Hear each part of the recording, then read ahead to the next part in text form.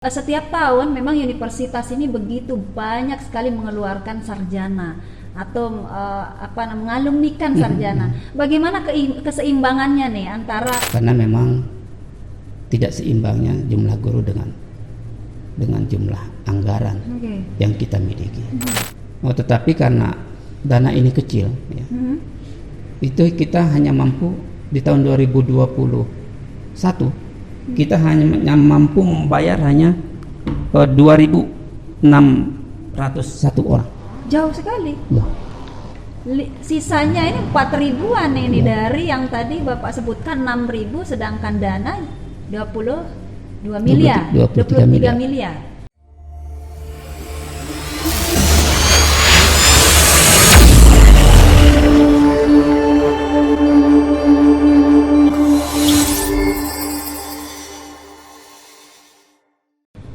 Assalamualaikum warahmatullahi wabarakatuh. Bismillahirrahmanirrahim. Saya Hubi di sini di edisi podcast kali ini. Semoga teman-teman beserta keluarga dalam keadaan sehat walafiat, dan sejenak kita tundukkan kepala dan berdoa untuk saudara-saudara kita yang tertimpa musibah, bencana di Nusa Tenggara Timur, khususnya di kota-kota yang terkena bencana. Semoga mereka dan seluruh keluarganya sabar, tabah, dan ikhlas menerima ujian ini. Dan kita di sini seperti anjuran pemerintah untuk tetap waspada dan mewaspadai setiap potensi akan bencana, karena di daerah Lombok ini atau NTB khususnya menjadi salah satu tempat yang rawan untuk bencana tersebut. Jika tidak penting, lebih baik di rumah. Jika mengharuskan teman-teman untuk keluar, hindari tempat-tempat yang rawan.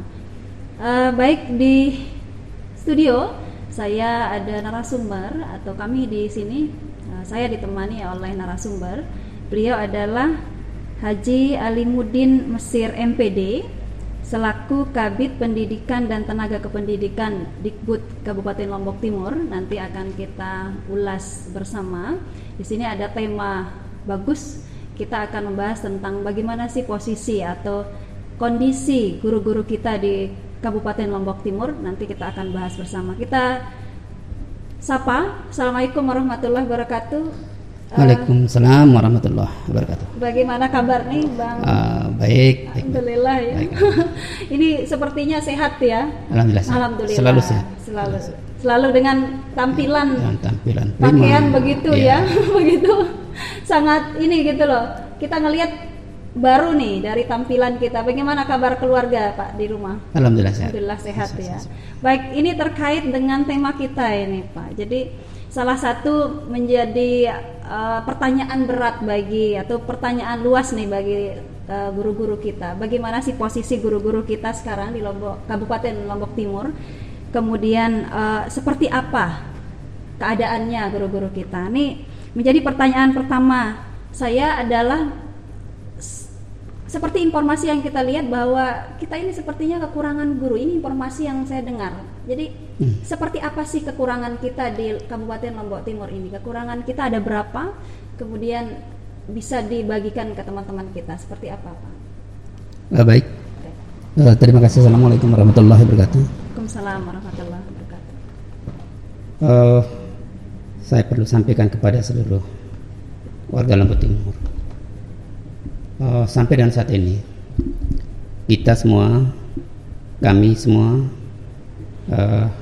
yang berada sebagai pengelola pendidikan Lombok Timur, bil khusus yang kita kelola dari Lembaga Satuan Pendidikan PAUD, kemudian SD dan pendidikan SMP.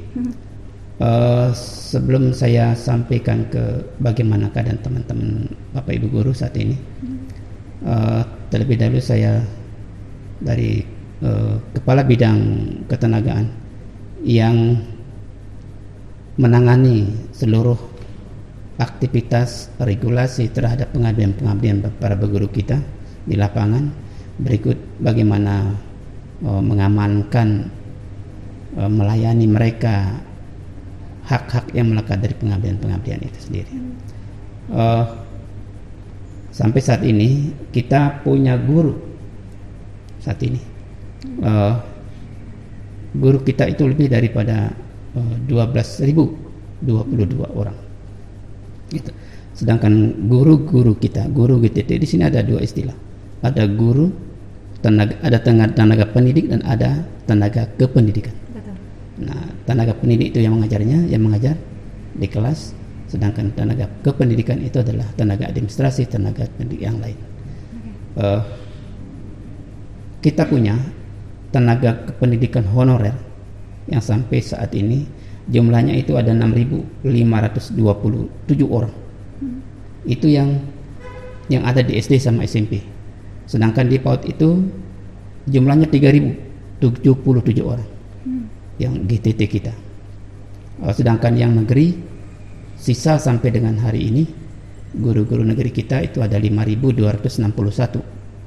Tetapi sampai dengan bulan April masuk, guru kita sudah 10 orang yang meninggal dunia, ditambah dengan yang pensiun, sehingga sisanya tinggal 5.251 orang.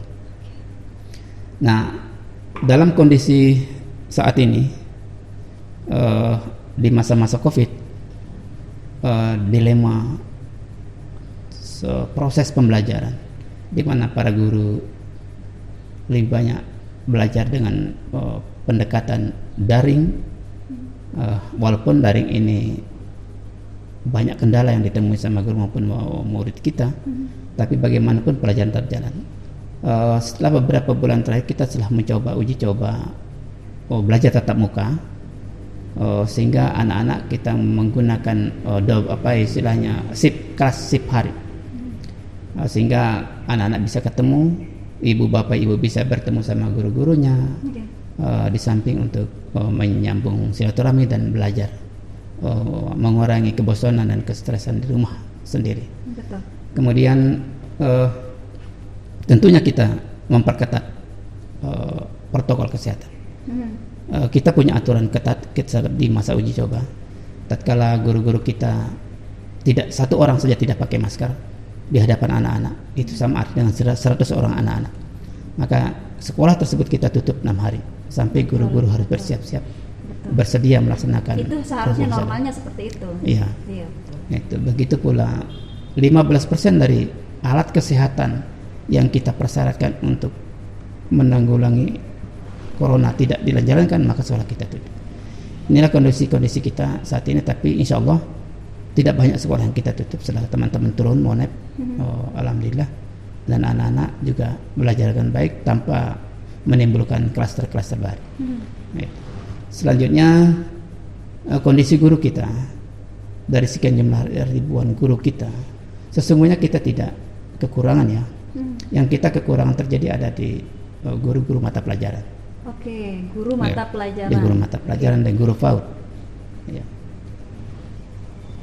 Guru mata pelajaran nih. Jadi berarti tidak semuanya artinya tidak semua guru mata pelajaran, tapi ada beberapa guru-guru mata pelajaran yang terkhusus kekurangan. Seperti apa ini kekurangan? Artinya guru mata pelajaran apa nih yang kekurangan kita nih? Apalagi di setiap jenjang pasti ada kan? Di setiap jenjang ada. Iya, betul. Di PAUD itu kita jumlah murid saja 50 ribuan. Oke. Sementara guru yang ada itu 3.077 orang. Oke. Kalau kita rasiokan anak-anak itu 15 orang per satu guru, maka kalau di PAUD itu memang kita kurang sekitar 3.000 orang guru. Kalau di PAUD. Nah, kalau di SD, jumlah murid SD itu dia 125. 125.187 orang. Nah, kalau kita rasiokan rombongan belajar itu 20 orang per kelas, itu kita sesungguhnya masih surplus guru. Sangat kekurangan. Lebih malah. Oh, lebih. Cuma karena penyebaran yang bikin tidak. Yang bikin kita kekurangan itu penyebaran yang tidak merata. Nah, penyebaran seperti apa ini? Maksudnya artinya berarti kan ada beberapa guru yang kita butuh dengan guru itu misalnya di SD misalnya. Jadi kita butuh beberapa dan kemudian ini kekurangan di penyebaran. Maksudnya di penyebaran di daerah yang kekurangan kah atau memang lebihnya di tempat yang memang seperti kota kita nih, Selong. Apakah di Selong ini kekurangan ataukah di daerah-daerah terdampak gitu loh? Iya. Ya, seperti apa itu penyebarannya? Kita kekurangan kalau di SD ya. Okay. Kalau di SD itu biasanya di daerah-daerah perkotaan itu guru-guru itu kan numpuk. Okay. Itu kadang-kadang dia surplus di satu sekolah. Sedangkan di daerah-daerah pinggiran malah ada daerah pinggiran itu satu sekolah itu hanya satu guru negerinya. Hanya kepala sekolah, yang lainnya hanya guru GTT. Itu malah ada juga guru-guru yang tidak memenuhi persyaratan untuk menjadi guru. Yeah. Sekarang ini sesuai dengan undang-undang guru dan dosen itu, guru itu boleh mengajar berdiri di depan kelas itu, dia harus berijazah minimal S1. Yeah. Tapi masa banyak guru-guru kita yang belum banyak, S1. ya? Okay. Walaupun begitu, karena kita butuh mereka di daerah khusus, itu kita tetap masih pakai. Walaupun di Dapodik mereka mulai Juni besok mereka tidak akan bisa terbaca. Nah, itu. Jadi paling tidak ini guru-guru, misalnya tadi seperti penjelasannya Bapak tadi bahwa di kota ini memang penuh. Nah, bagaimana cara pembagiannya supaya merata nih? Jadi di daerah yang memang pinggir supaya juga banyak juga gurunya tidak mengalami kita kekurangan seperti tadi. Bagaimana dari Dikbud untuk membagi seperti itu? Karena memang kan butuh sekali yang di pinggiran ini. Bagaimana caranya membagi itu? Artinya harus juga kan mereka diperhatikan. Betul. Bagaimana? Itulah dia misi kami di bidang ketenagaan sekarang, yaitu misi pemetaan dan pemerataan. Jadi mulai dari bulan Januari sampai dengan bulan Juli besok kami melakukan pemetaan. Seberapa besar kekuatan guru kita, kemudian seberapa banyak rombongan belajar yang ada, kemudian seberapa banyak guru-guru mata pelajaran. Di SD itu ada guru mata pelajaran, misalnya ada mata pelajaran pendidikan jasmani dan olahraga itu, kemudian pendidikan agama, pendidikan seni itu ada. Jadi nah setelah bulan Juni paling lambat itu pada bulan November kita sudah punya data pasti, sehingga Desember tahun ini. Sehingga tahun depan kita sudah melakukan pemerataan yang jelas. Sebenarnya pemerataan sudah kita mulai lakukan, karena tidak bisa kita menunggu sampai tahun depan atau sampai semester depan, karena ini kebutuhan. Betul. Jadi seperti saya bilang bahwa kita sekarang mengacu kepada kebutuhan, tidak hanya sekedar kepentingan. Betul. Jadi kebutuhan peserta didik sebagai muara perjuangan pelayan-pelayan ini. Sehingga setelah pemetaan ini kita sudah mulai melakukan mutasi-mutasi. Makanya saya bilang di mana-mana tatkala mulai SK perpanjangan guru honor yang di SK-kan Pak Bupati, itu jangan dianggap aneh tatkala guru honor juga kita mutasi. Jadi kita sudah mulai memutasi sekarang. Besok minggu depan SK Bupati sudah mulai kita bagi. SK perpanjangan. Sudah ada yang SK Bupati akan kita bagi minggu depan. Ini bagi yang gitu. Dapat SK pastinya. Yang dapat SK pastinya. Betul. Dan termasuk di dalam list itu yang mutasi. Jadi kalau memang mereka kemarin di sekolahnya lain, sekarang di SK baru lain, itu artinya kita mutasi. Itu pun berdasarkan permintaan. Tidak kita mutasi dengan memberangus hak guru. Tanpa harus memperhatikan, kita juga harus memutasi menggunakan basis zonasi. Jadi jarak tempuh, jarak tinggal dengan tempat mengajar itu harus disesuaikan. Ya betul. Jadi sesuai juga dengan kebutuhan yang di tempat itu. Jadi selain mereka juga posisinya di mana, misalnya di daerah yang sesuai yang dibutuhkan, dia juga akan diposisikan di tempat itu.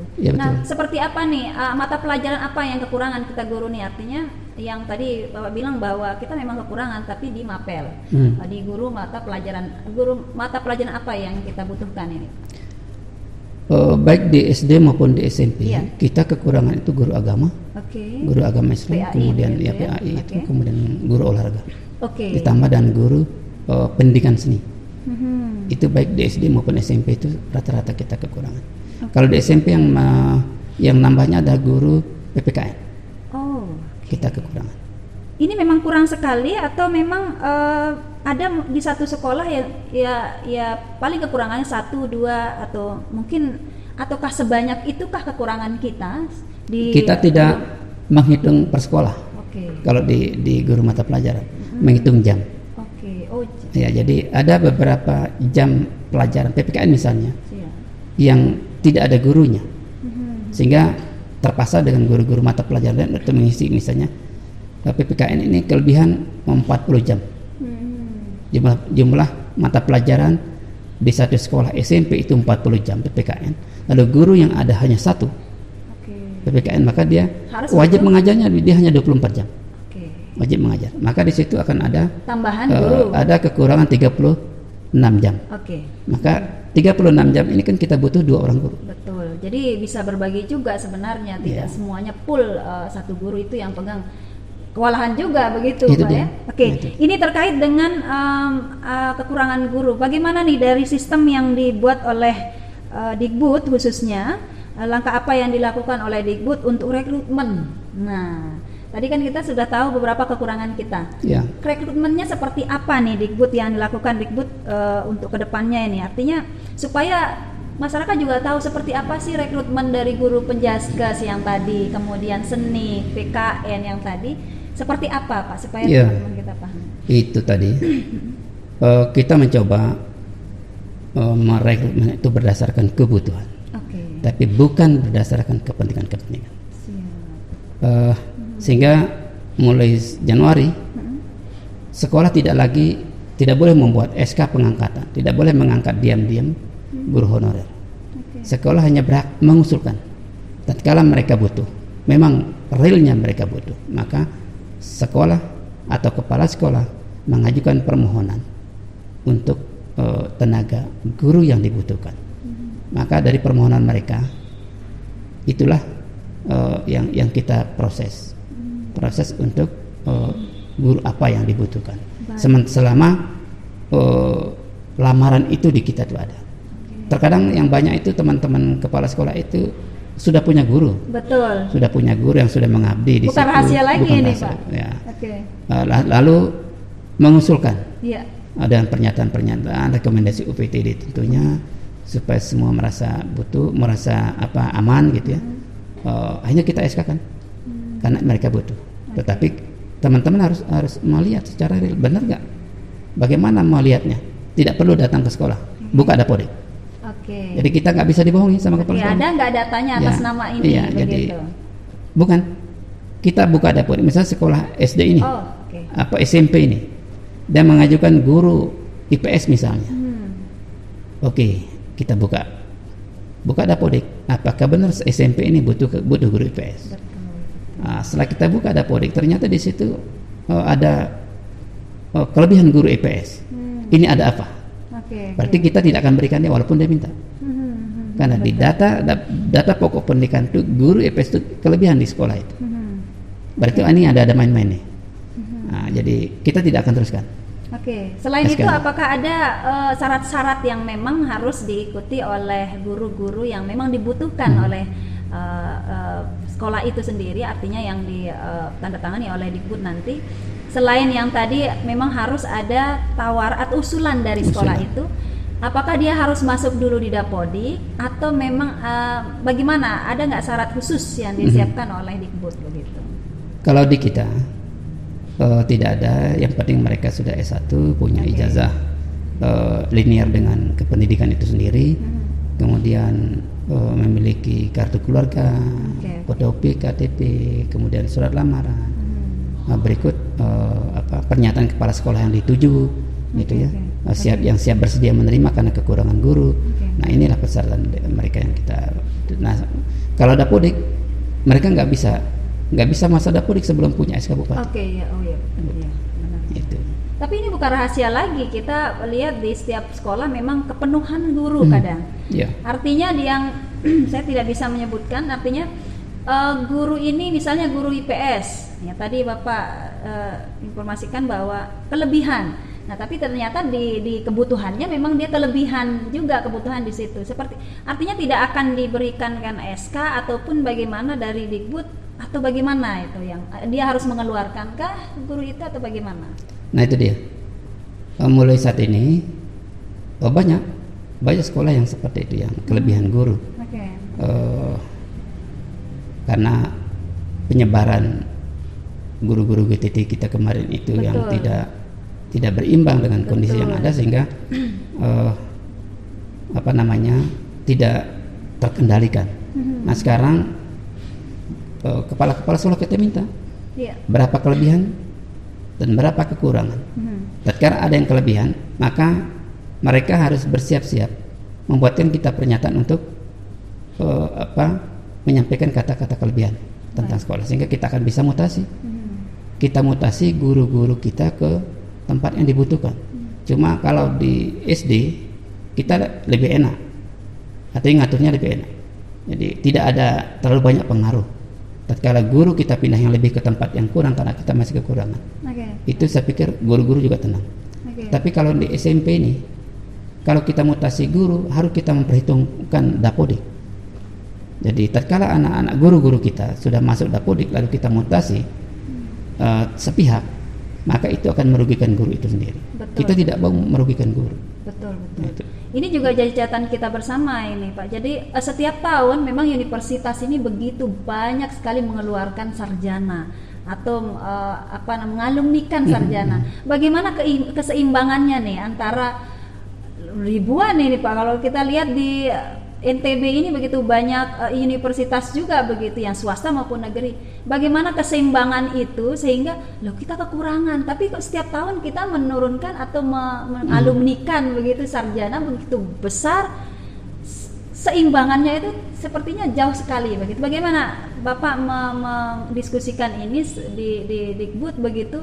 Seperti apa sih kebutuhan kita, kemudian kita lihat dari per tahun guru kita banyak alumni begitu. Bagaimana itu Pak? Nah itu dia dilema. Dilema kita khususnya di masyarakat. Karena kalau zaman dahulu kala, di zaman saya, itu masih ada istilah SPG, Sekolah Pendidikan Guru.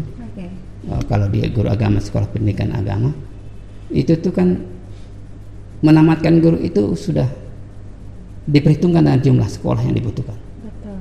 Sehingga mereka tamat sudah ada tempat. Betul. Nah, jadi kalau sekarang beda nih. Beda jadi tempat mengajar sedikit. Keseimbangan antara kebutuhan dengan output yang dikeluarkan oleh universitas itu tidak seimbang. Itu karena apa? Koordinasi yang memang terputus di sini.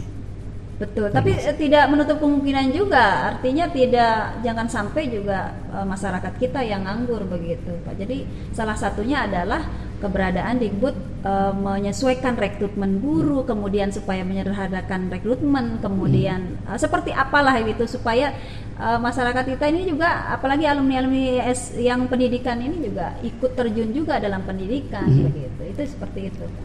Kita akhirnya membuat terobosan-terobosan baru. Baik. Walaupun itu tidak signifikan ya. Di Dikbud itu ada ada pendidikan masyarakat namanya. Jadi di pendidikan masyarakat itu teman-teman itu lebih kita minta untuk mandiri tanpa harus bergantung kepada lembaga-lembaga yang sudah ada. Teman-teman kita minta untuk membuat lembaga. Kalau memang di sejarah pendidikan, ya lembaga PAUD, kemudian lembaga kursus dan pelatihan, ya itu berada di kita. Itu jadi juga salah satu alternatif sehingga mereka tidak nganggur. Ini kita kembali ke bahasan tentang tentang rekrutmen nih, GTT.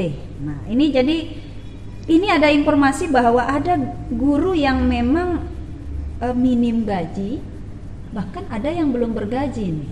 Artinya kita butuh guru, tapi kok sepertinya kesiapan kita dalam pendanaan bagaimana ini Pak? Bapak mau menjelaskan apakah kesiapan kita dari pendanaan cukupkah ataukah memang kelebihankah? Sedangkan tadi kita berbicara tentang kekurangan guru, bagaimana itu? Itu dia. Kalau kita anggap minim gaji honor ya gitu. Saya pikir ini bukan penyakit dilema Lombok Timur saja. Baik. Itu se-Indonesia semua. Karena memang tidak seimbangnya jumlah guru dengan jumlah anggaran yang kita miliki. Contoh kecil kita yang ada di Lombok Timur. Jumlah guru yang 6.000 1.527 orang itu kami punya anggaran hanya 23 miliar. 23 miliar, okay. Untuk membiayai honor-honor guru-guru. Okay. Yang sejumlah untuk 6.527. Baik. Tetapi karena dana ini kecil, ya, itu kita hanya mampu di tahun 2021 kita hanya mampu membayar hanya 2.601 orang. Jauh sekali. Ya. Sisanya ini 4.000-an ini dari yang tadi Bapak sebutkan 6.000, sedangkan dana 22 miliar, 23 miliar. Sedangkan yang sanggup dibiayai oleh daerah adalah 2.601 orang. Jauh itu, Pak. Sangat jauh. Luar biasa. Ya. Sehingga kita diberikan angin segar oleh pemerintah pusat di penggunaan dana BOS. Nah, penggunaan dana BOS di masa dampak darurat COVID ini diperbolehkan untuk membayar honor itu lebih daripada 30, 50 sampai 50%. Untuk membayar honor. Untuk bayar honor saja. Oh, diserahkan kepada dana BOS. Dana BOS. Sehingga sisanya kita serahkan ke dana BOS. Tapi kalau di dana BOS itu yang boleh dibayar oleh uang BOS honor guru-guru, guru-guru yang sudah mengajar lebih dari 2 tahun. Yang sudah punya NUVTK. Ada syaratnya. Sudah masa dapodik, sudah punya NUVTK. Itu. Jadi kita terbantu dengan itu. Betul. Ini menjadi dilema juga bagi pemerintah ini. Punya PR besar yang 4.000 itu dikemanakan nih? Digaji berarti, tapi kan tidak semuanya ini, Pak. Kita lihat dari dana BOS ini memang tidak semua merata, banyak juga yang didapatkan. Tergantung kan banyak siswa ini. Jadi kalau banyak siswa, tidak seperti itu. Bagaimana? Kita tetap menstandarkan seperti apa yang kita berikan dari dana APBD. Jadi ada yang 0 tahun sekian ratus ribu, yang 5 tahun sekian ratus ribu, yang 10 tahun sekian ratus ribu. Sudah. Baik BOS maupun dari APBD kita samakan aturan itu. Sehingga kepala sekolah sudah punya rambu-rambu untuk memberikan honor pada guru-guru kita. Itu dia. Apakah ada solusi yang lain yang diberikan oleh pemerintah, terutama untuk selain tadi solusi dana BOS yang akan dikasih untuk guru-guru yang memang tidak terpenuhi oleh pemerintah daerah? Adakah solusi yang lain sehingga dana BOS ini juga bisa dimanfaatkan untuk yang lain, yang lebih inilah gitu? Jadi pemerataan itu ada gitu. Adakah solusi yang lain selain itu? Ada. Kita di samping honor, teman-teman itu kita ada tunjangan, namanya tamsil, tambahan penghasilan. Kemudian ada tunjangan guru garis depan. Nah itu kalau itu dari pusat. Tapi itu diperuntukkan pada sekolah-sekolah di wilayah terpencil. Daerah seperti Sembalun, Sambelia, Jarwaru. Nah itu kita berikan ke situ. Sedangkan untuk yang lain kita masih berharap kepada pemerintah pusat bahwa dengan adanya program, saya masuk ke program P3K itu sesungguhnya akan membantu kita pemerintah daerah untuk meringankan beban kita terhadap pembiayaan anggaran bagi guru-guru GTT kita. Betul. Nah, ini terkait dengan kekurangan tadi. Kita ketahui nih sebelumnya ini sudah ada perekrutan, ada SK untuk K2 nih, kita tanyakan ini. Untuk K2 ini apalagi besok akan ada perekrutan untuk P3K. Apakah K2 ini sepertinya kok kita ngelihat bahwa K2 ini kayak kehilangan kita ini informasi nih. Bisa nggak dikasih seperti apakah rekrutmennya nanti ketika P3K? Apakah K2 ini akan di salah satu prioritas terutama untuk dinaikkan ke P3K, mohon maaf, atau bagaimana dari Dikbud? Itu dia. Sisanya XK2 itu tinggal 153 orang. 153 orang. 53 se-Kabupaten Lombok Timur. Ya. Enggak banyak. Tapi walaupun tidak banyak, tapi itu menjadi beban kita. Betul. Karena teman-teman selalu menuntut keadilan itu. Betul. Kita sudah sering ketemu di dewan maupun di kantor. Mereka hearing menyampaikan isi hati teman-teman ini semua. Kita sangat berharap memang dari asas keadilan kita berharap bahwa teman-teman SK2 ini, karena sudah tidak ada lagi istilah K2 masalahnya. Betul. Itu. Untuk bisa diakomodir tanpa tes, itu seperti harapan-harapan teman-teman. Kita karena status kita di daerah ini kan sifatnya mengusulkan dan berharap. Mengusulkan saja. Kita hanya mengusulkan sambil menyesuaikan dengan regulasi pusat. Seperti itu. Tetapi secara normatif bahwa di masa kekinian memang tidak mungkin usia sudah tidak menjadi modal utama sekarang. Sehingga teman-teman mestinya harus mampu meningkatkan kompetensi sesungguhnya. Jadi usia tidak lagi jadi patokan utama, tetapi kompetensi dan kualitas menjadi patokan utama di masa milenial ini. Jadi guru-guru milenial lah kita butuhkan, bukan guru-guru yang yang mengandalkan usia. Betul. Barangkali kalau mengandalkan pengabdian mengandalkan usia udah masih tidak lagi. Masih mending kalau pengabdian. Ya masih. Masih Nah mending, sehingga gitu. Kita berharap teman-teman tidak harus pesimis ya. Yang SK2 sudah lewat umurnya lebih dari 3, ada juga yang 35 tahun plus, yang ada juga itu yang menuntut hak yang sama. Tatkala kalau mau ujian sama guru-guru muda, maka secara otomatis mereka pesimis akan kalah dengan guru-guru. Berarti ada optimisme mereka untuk yang K2 ini, yang kemarin ada berapa data ini 153 ya, Pak? 153. Oke, ini guru dan pegawai. Guru saja. Ketenaga kerjaan. Guru saja. Oke, guru saja guru yang saja itu, ya. Oke, ini berarti akan ada angin segar bagi yang K2. Dia akan diprioritaskan di P3K. Itu harapan kita. Oke, harapan kita, harapannya Pak Bupati, harapannya semua dewan, dan itu memang harapan daripada guru-guru kita. Dan juga. Sudah direalisasikan, artinya sudah dibantu.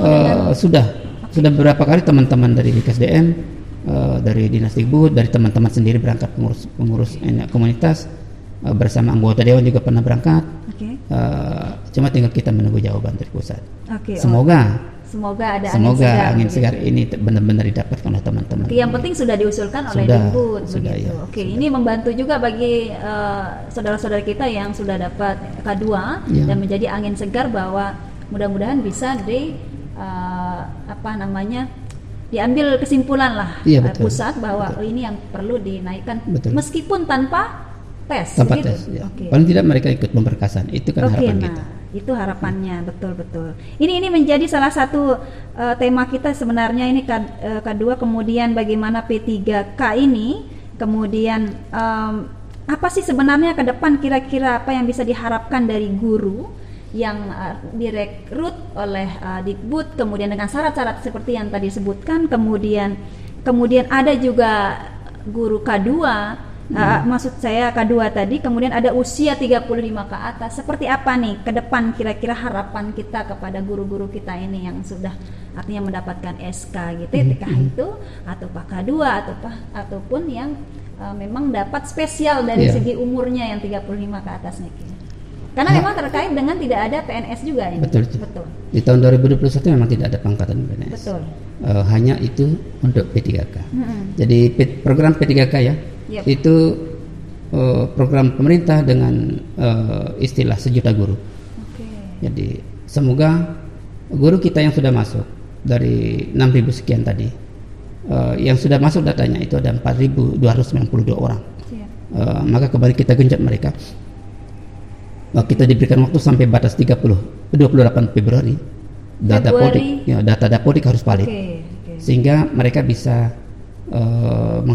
mereka bisa masuk untuk menjadi peserta tes P3K 2021. Harapan kita data kita yang masuk 4.292 ini, kalau 4.292 ini lolos menjadi guru P3K yang akan di-SK-kan Januari 2022. Itu, maka kita banyak akan terbebas dari anggaran. Sehingga anggaran yang 22 miliar ini bisa kita mampir ke fisik, kemudian atau lebih banyak kita melakukan diklat peningkatan kompetensi guru. Yang kita berharap bahwa tidak hanya honor mereka, tidak hanya merekrut mereka, tetapi yang terpenting adalah bagaimana saat ini kita meningkatkan kualitas kompetensi mereka dan mutu layanan yang terjadi di depan kelas. sehingga angka IPK kita bisa meningkat.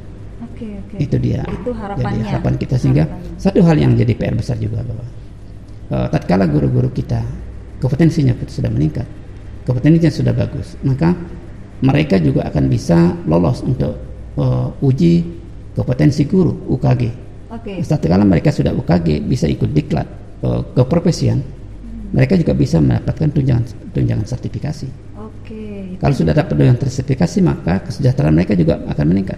Udah dapat tunjangan sertifikasi 2.900.000, ditambah dengan honor daerah dan honor, maka mereka akan bisa sejahtera sambil menunggu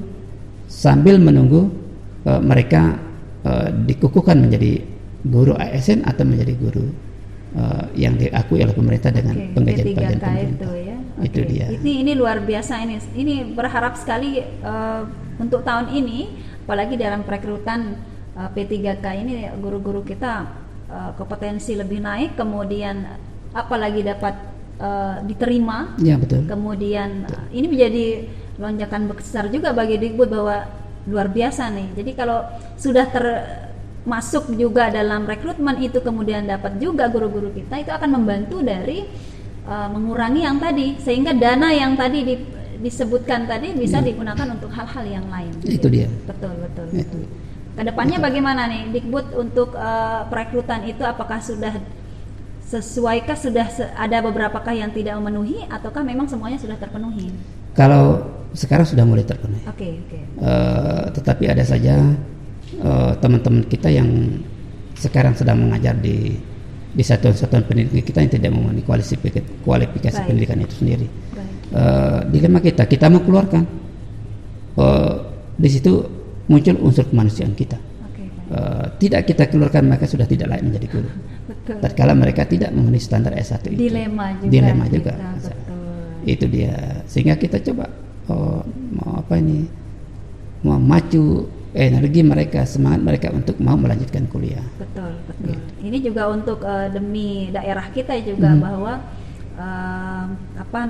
dari perolehan bahwa ini guru-guru kita luar biasa juga, apa yang diharapkan tadi oleh Pak Kabid tadi. Baik, ini jadi akan menjadi salah satu tema kita luar biasa, Pak Kabid. Mohon maaf, ini kita sudah di penghujung begitu, dan ini salah satu informasi bagi teman-teman juga, bagi guru-guru kita di luar sana, bahwa apa yang disampaikan Pak Kabid, satu hal selain yang tadi diprioritaskan untuk mendapatkan subsidi ataupun hal-hal yang lain mengenai pendanaan semuanya penggajian, tapi yang terpenting adalah ketika sudah ada perekrutan kemudian diterima, alangkah baiknya kita juga memfokuskan diri untuk lebih kuat lagi di knowledge kita, kemudian bagaimana pengajaran kita kepada anak-anak, kemudian bagaimana seharian kita kepada anak-anak kita atau ke siswa-siswa kita. Ini jadi catatan bagi kita semua. Betul. Saya di sini bersama narasumber, terima kasih Pak Kabid sudah bersama kita bincang-bincang sederhana kita ini pagi hari ini. Betul. Dan semoga menjadi salah satu motivasi kita ke depan apa yang disampaikan tadi Pak Kabid. Dan saya Hubi pamit, terima kasih Bapak. Assalamualaikum warahmatullahi wabarakatuh.